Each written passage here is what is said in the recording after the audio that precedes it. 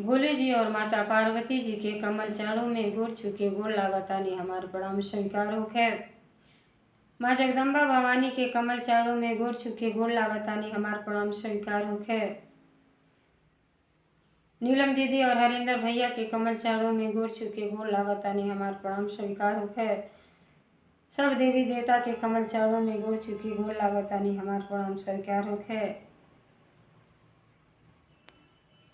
नीलम दीदी और हरिंदर भैया के कमल चरणों में गोर छुके गोर लागतानी हमार प्रणाम स्वीकार होखे। सब गुरु भाई बहना के कमल चरणों में गोर छुके गोर लागतानी हमार प्रणाम स्वीकार होखे।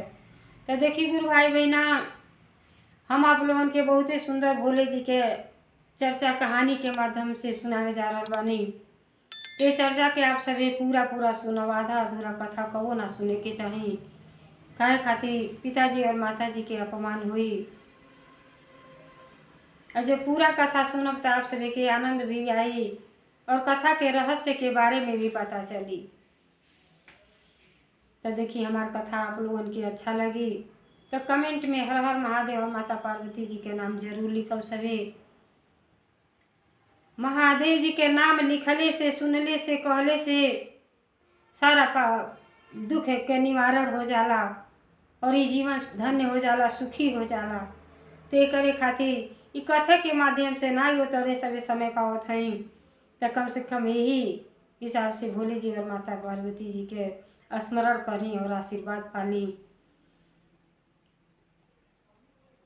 तो जे हमारे चैनल पर नया हुई वो हमारे विधाता ज्ञान चैनल के सब्सक्राइब कर दी ताकि जौन भी वीडियो अच्छा पड़ी वो आप लोगों के पास आसानी से पहुंच जा सके। तो देखिए गुरु भाई बहना, एगो राजा और एगो रानी रहना। तो बहुत ही सुंदर कथा बा। राजा रानी रहलो और रानी जौन रहली शिव जी के भक्त रहली और उनके भोले जी के दया से उनके घर में कन्या के प्राप्ति भइल। 3 कन्या रहली रानी के।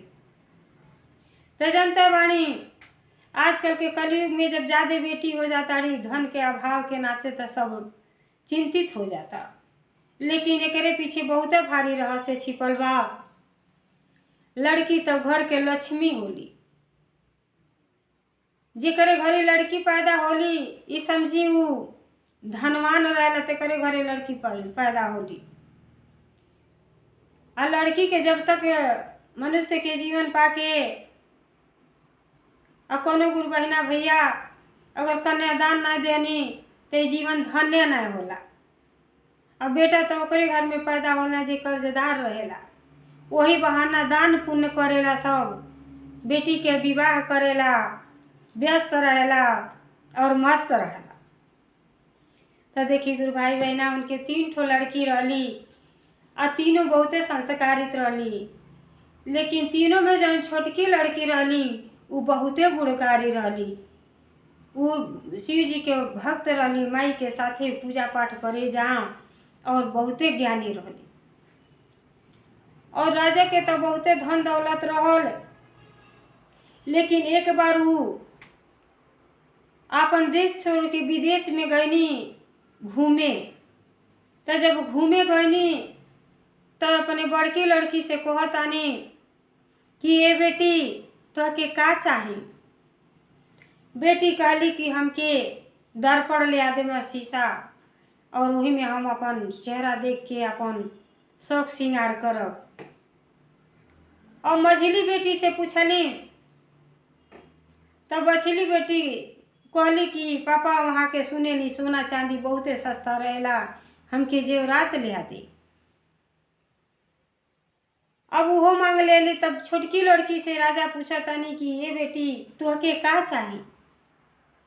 छोटकी बेटी कहली कि हे पिताजी हमके कुछ ना चाही, हम तो वैसे स्वर्ग में बाणी, माई के गोद में बाणी, माई के पास बाणी, तो स्वर्ग में बानी। अब भोले जी के सब दया बा की बहुते आनंद खुशी से बाणी, बस तुके कौनो जरूरत नहीं है।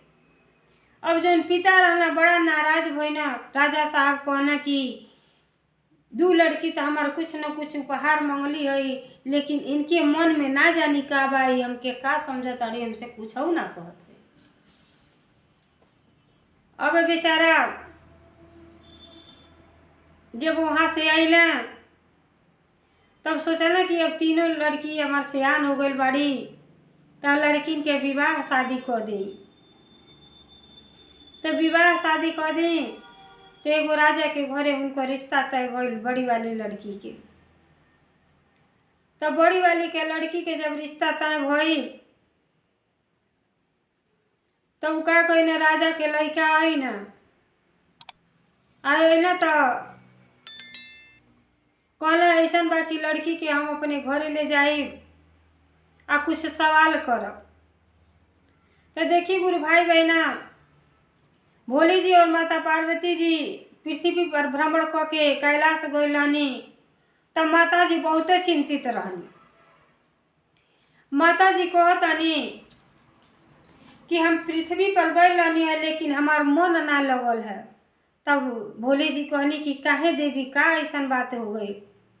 कहने कि कलयुग के ऐसा चरण चलता कि न भाई भाई के समझता, न भाई बहन के समझता, न बहन भाई के समझता, न पुत्र अपने माँ बाप के समझता, सब रिश्ता खंडित हो गइल बा। ऐसे पृथ्वी पर कौनो आनंद ना आएला घूमले में। तब भोले जी कहने कि अरे ये तो कर्म के अनुसार सबके अपन भोग ही के पड़ेला, जेकरे जन्म कर्म में लिख गइल बा ओके उतना भोगे है। माता जी कहने कि काहे सब गरीब हो जाला, हमें गरीब के प्रश्न के उत्तर दी।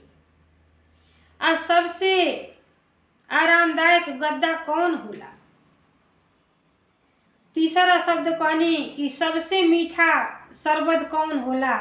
हमरे ये तीनों के जवाब दें कि पृथ्वी काहे लोग गरीब बाना। अब तीनों शब्द जब भोले जी सुनली तो कहनी कि देवी होतर तो आपके समझ में ना आई। तो देखी गुरु भाई बहना, कथा इतना सरल चीज है। अब भोले जी कथा के माध्यम से माता जी के समझौने की कोशिश करते हैं कि पृथ्वी पर काहे लोग गरीब रहेला।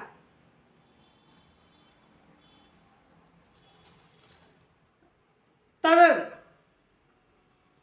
कहने की देखा अब तो के प्रश्न के उत्तर मिल जाई। हम तो के एगो कहानी सुनावत हई। एगो राजा के लड़की के विवाह तय बा आ तोहरे प्रश्न के उत्तर यही कहानी में तीनों बा। कहली ठीक बा, आनंद पूर्वक से लगली सुने माता जी। अब वो राजा के लड़का आइला तो बड़ी वाली लड़की के अपने घरे ले गई ना। आ सब धन दौलत रहबे कही। पहले का कही ना, गद्दा गलैचा लगल बिछौना। कहले बताओ कि गद्दा कैसन बा, ठीक बा ना? कहली हाँ ठीक बा। काहे से उनके ज्ञान नहीं रह। कहली अरे, कहले कि ठीक बा कि बहुत ठीक बा? कहली हाँ बहुत ही ठीक बा। ओकरे बाद शरबत बना के ले ना। कहले बताओ शरबत में कौन सबसे ज्यादा मीठा शरबत होला? अब पियली तो कहली इतना मीठा तो बटले बा, एमे तो कुछ सब शरबत से मीठी सब मीठा बाटे। अब पी के चल गई। उनके तो ज्ञान रहल नहीं, भोले जी के शिष्या रहली नहीं, खाली पढ़ाई लिखाई जानले रहली, लेकिन एक अर्थ ना जानली कि सबसे मीठा शरबत में कौन ऐसा शरबत होला कि सबसे ज्यादा मीठा होला। अब वो लड़की चल गई तो उनके बाप के पसंद ना आई। कहला ना ये तो लड़की ना ठीक लगत अड़ी। अब दूसरे लड़की के बोलौला। दूसरकियो लड़की अली तो वैसे गद्दा गलैचा पर बैठौना। कहली बहुत अच्छा बा। फिर शरबत बना के ले ना और कहले पिया देखो शरबत कैसन बा? कहली ठीक बा।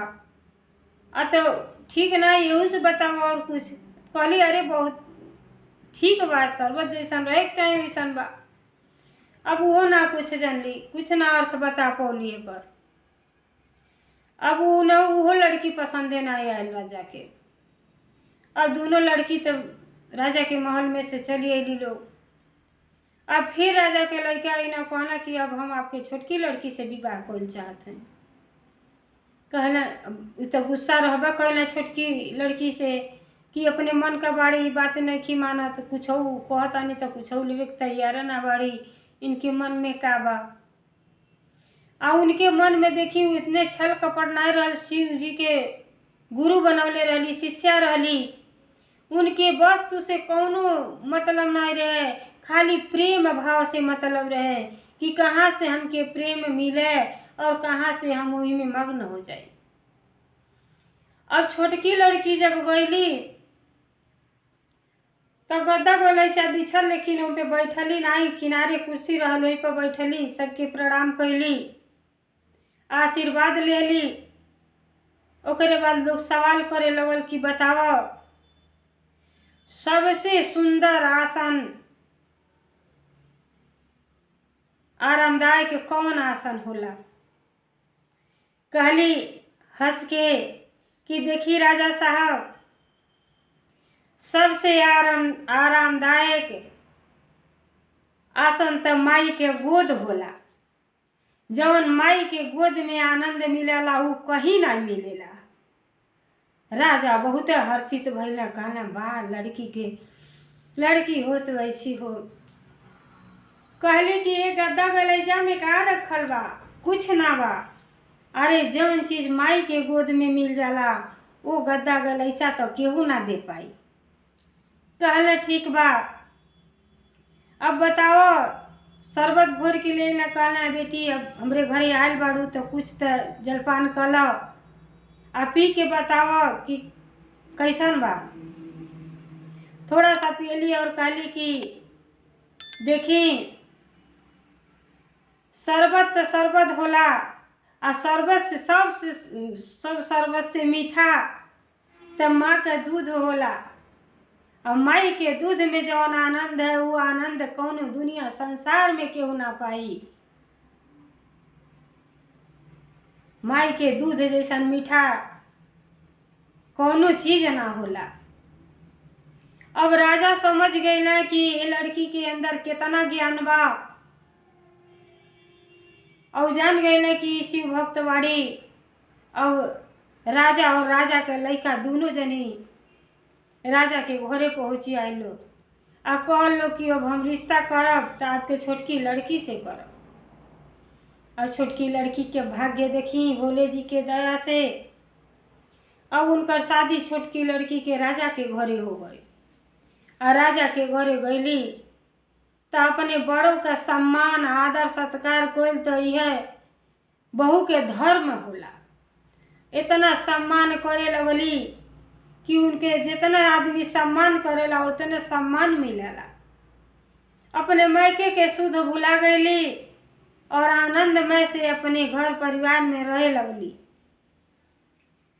तब माता जी कहतानी कि हमारे प्रश्न के उत्तर तो आप नहीं दियानी। तो कहली लो तीनों प्रश्न के उत्तर तो के में मिली गई। कहली कहाँ मिलल? तो कहली कि सबसे आरामदायक गद्दा बिस्तरा कौन होला। तो सबसे आरामदायक तो बिस्तरा तो माई दादा के गोद होला, प्यार होला। आ कहनी कि सबसे मीठा शरबत कौन होला। तो माई के दूध जैसा तो कौनो चीज ना होला दुनिया संसार में। तो 2 प्रश्न के आपके उत्तर मिल गए ना। कहली अगर एक प्रश्न के उत्तर बाकी बा। तब भोले जी कहली कि जे पृथ्वी पर बा जे हमार शिव भक्त बा आ जौन गुरु भाई गुरु बहिना अपने माई बाप के सेवा करेला उ कब्बो गरीब ना होला। कबो के रोटी कपड़ा मकान तीनों चीज के कबो जीवन में कमी नहीं होला। तो उहे सदा सुखी रहेला जे अपने बड़ों के सम्मान करेला, आदर सत्कार करेला। तो वो से बड़हन आदमी केहू नहीं है आ न वो कबो गरीब हो सकेला। माता जी लगनी मुस्कियाए, कहनी कि धन्य बानी आप। तो देखी कथा और चर्चा से यह कुछ सीख मिलेला कि कौन चीज कौन रास्ता अपनौले से आनंद आई या कौन रास्ता अपनौले से दुख के दिन मिली। तो देखी गुरु भाई बहना अब एगो सेठ रहना, वो बड़ा भक्ति भाव करा, लेकिन जब भी पैसा जुटावे कि अब घर ना बेचारा के रहे कि घर बनवा ली, तब कुछ न कुछ विपदा आ जा, कोनो न कोनो दूसरे जगह खर्च हो जा। सोचा कि घर बनवाई, फिर भी घर बन ही ना पावे। अब बहुते परेशान रहना, कहना इतना भक्ति भाव करीला, अब कहेला सब भगवान जी के दया हुई, कहीं कुछ ना होता। तो देखी गुरु भाई बहना, एक बार की बात है कि वही गांव में संत लोग आए, बड़े बड़े बड़े संत जनता ही संत लोग, कहीं आज यहाँ तक कल और कहीं जाला सब। अब जब भारी भारी संत के दिखला, संत महात्मा के, तो उनके भी मन में विचार आयल कि चलो चली आ संत जी से पूछी कि आखिर हमारे घर में का ऐसा चीज़ खराब बा, आ कि हमार कर्म खराब बा कि जब भी पैसा कौड़ी जुटावतानी हमार घर नहीं बन पावता। तो देखी जब वहाँ गई ना, तो संत जी का कहनी कि देखो चिंता न करो, एगो काम बताओ थे वही के कह दो। कहले कि एक मटका ले लो, आए अपने तोहरे दुआरी पर जौन पेड़ बा मेन दुआरी पर, वही पेड़े में टेढ़ क के मटका के टांग दो। अभी आश्चर्य में पड़ गए, मटका टंगले से का होई। फिर भी कहना हो सकेला संत जी कौनो जोग टोटका बतौले होखे, शायद कुछ काम में आ जा। जब भक्ति से मन उब गई तब टोना टोटका में मनावे लगल। अब संत के बात ही मानले, आ मटका ले ले, मटका के टेढ़ क के पेड़ी में टांग दिहला।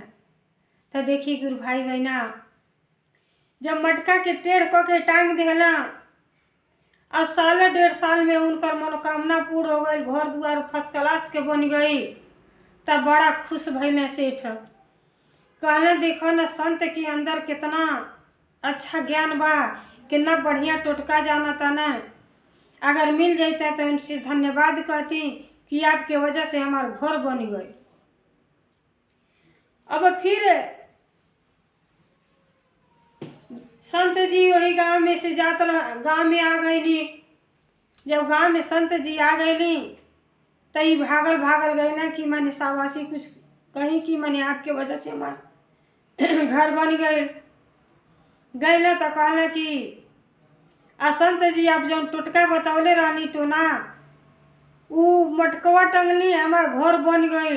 आ कईयो वर्ष से तपस्या करत रहनी कि लेकिन घर जब भी पैसा जुटाई कहीं दूसरे जगह में लग जा।